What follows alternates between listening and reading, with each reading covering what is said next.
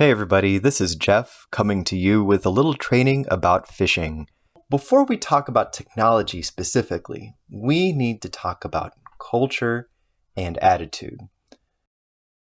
So here are 6 critical understandings that I want all CASE staff to share. Number 1, privacy is an inherent right and an important one. The world is a dangerous place, filled with people who make a living off of exploiting others. For most, if not all of us, one of our most important shields against the world's predators and criminals is our privacy. When student records are breached or stolen, serious harms can result. There are immediate harms like bullying and harassment, and future harms like discrimination and loss of opportunity. And let's not forget identity theft. A child's social security number is just as valuable to a fraud as an adult's. Our students' right to privacy is not conditioned on whether we think their records are embarrassing or harmful. We must treat all of our student records as if they would be embarrassing and harmful if they were breached or stolen. Number 2. Everyone is a target. Sometimes I hear things like, I don't think there's anything on my computer that the hackers want. But the fact is that hackers want everything from everyone. They cast a wide net because they know that the more people they target, law of averages says they're going to get more hits. Public schools are actually an attractive target because they don't have big cybersecurity budgets, and it's easy for organized crime to make money by selling big troves of data on the dark web. Number 3, put yourself in the parents' shoes. Parents have a basic expectation that service providers are being good stewards of their children's data. Number 4, ransomware. Just a few hours drive west of here, Rockford Public School District was hit by a ransomware attack in 2019. Somebody clicked on a link, and that link downloaded complex malware, and that malware infected and encrypted millions of district files across their entire network and shut down dozens of servers. After the attack, Rockford operated for more than 2 weeks without internet or phones while they recovered. This is the atom bomb of cyber attacks, and nobody can really say that it will never happen to CASE. Number 5, it's the law. Starting in 2021, the Student Online Privacy Protection Act of 2019 will take effect. Part of that law requires public notifications on our website and notifications to parents anytime student records are breached or stolen. For some of our staff, a stolen password could mean a breach of hundreds, if not thousands, of a student's records. It's not just the files on your computer. What SharePoint groups do you belong to? What documents are shared among those groups? If I have a fast internet connection and I know what I'm doing, I could download thousands of files from someone's Office 365 account in about 20 to 30 minutes. Number 6, this is happening now. CASE employees have been hacked, and they will continue to be hacked in the future. The things that I am talking about are not hypothetical. They are happening now. So what do we do?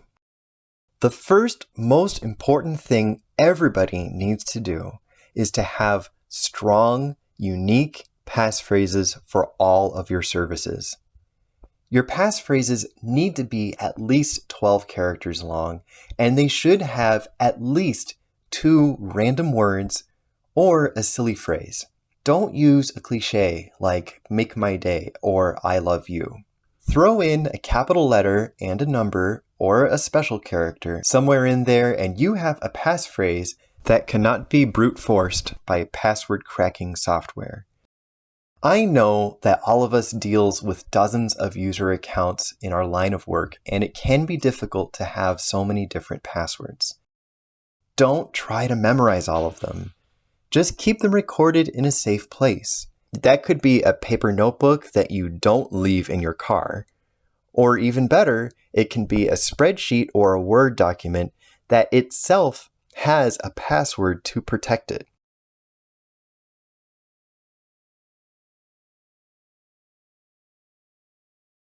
Second, don't check your email if you're tired or sick or stressed out or before you had your first cup of coffee.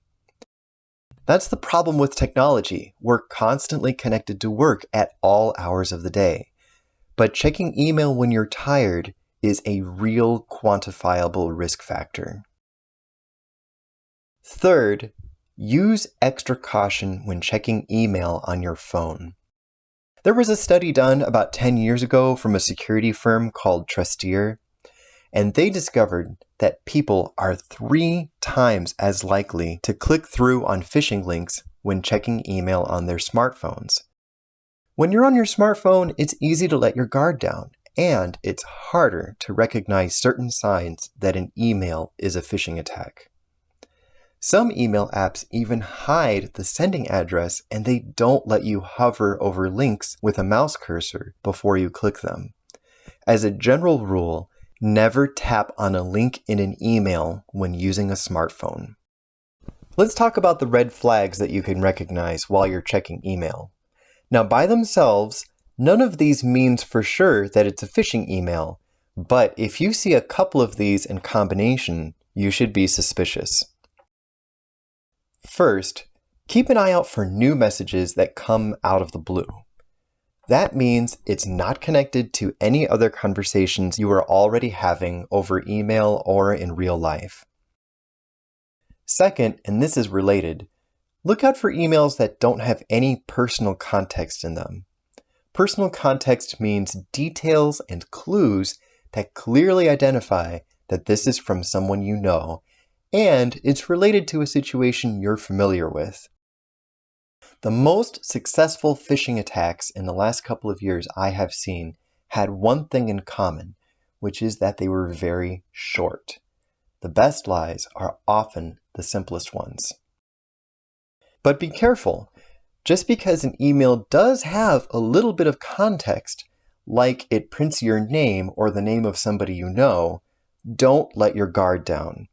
Hackers will sometimes sprinkle their emails with information that they can easily get from our website in order to gain your trust.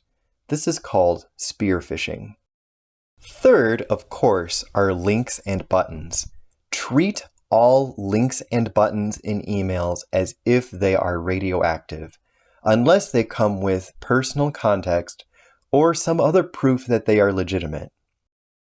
They might look like an invoice from a company or a shared document notification or an encrypted message notification.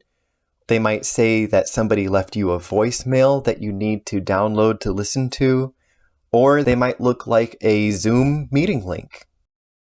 Fourth are attachments. Again, treat attachments in emails like they are toxic waste until you have solid reason to believe that they are from someone you trust. Just because you recognize the sender address is not enough.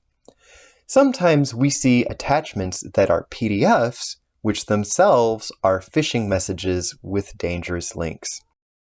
Fifth are emails that ask you for something, even if they don't have any attachments or links. Oftentimes they start with a very simple question, like, "Hey, are you available right now?" Or, "Hey, can you do me a favor?" Now, as a correlate to all of these, it's important to apply these lessons to emails that you write to other people. If you share a document with somebody, always include a memo identifying the document and include personal clues that the message is authentic. Suppose you get a message and maybe it has a couple of red flags, so you pause, take a breath, and think about it. What do you do? Number 1. Do not click the link. Do not click the link. Do not click the link. Do not click the link. If the sender looks like it might be someone you know or someone from a trusted organization or company, you need to confirm with them that this email is legitimate. The best way is to use their phone number if you have it. Don't trust any phone numbers in the message itself. Instead, look up their phone number in your own contacts or in an official website.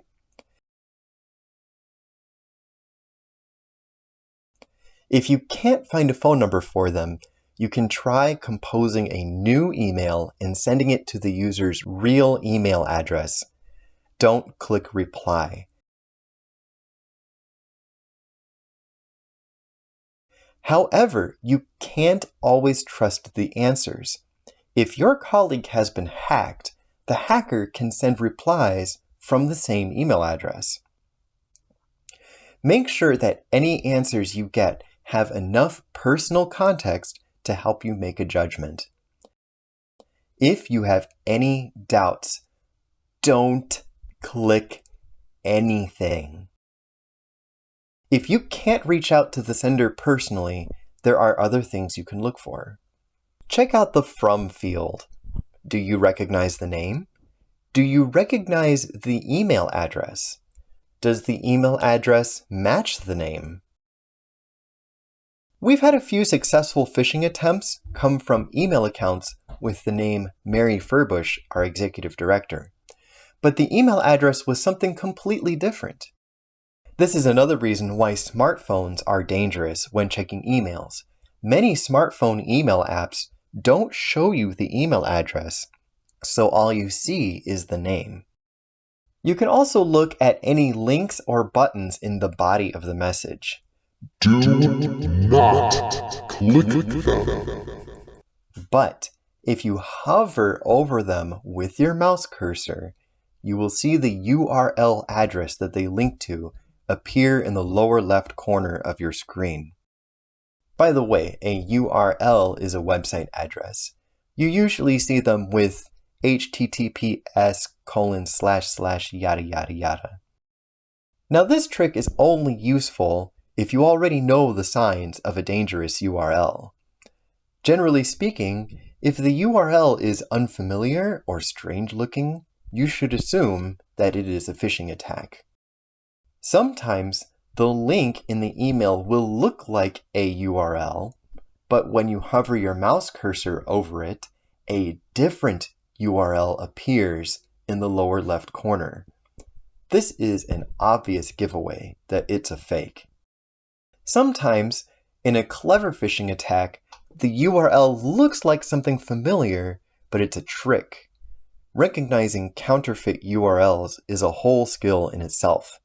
For most of you, everything you've learned so far is enough to keep you and your student records safe. If you get a suspicious email and you have reached this point of investigating and you have any doubts, Don't click anything. just forward the email to me.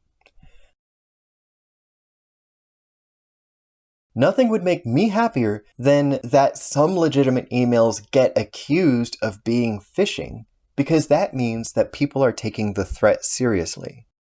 If you know for a fact that a suspicious email is a phishing scam, all you need to do is click the junk button in Outlook and select phishing from the options. This will report the message to Microsoft. If you're checking email from a Gmail account, then you can report spam by clicking the stop sign button at the top. That's everything for this lesson. Thank you for watching. Please check the description of this video for a link to a knowledge check survey. Stay safe out there.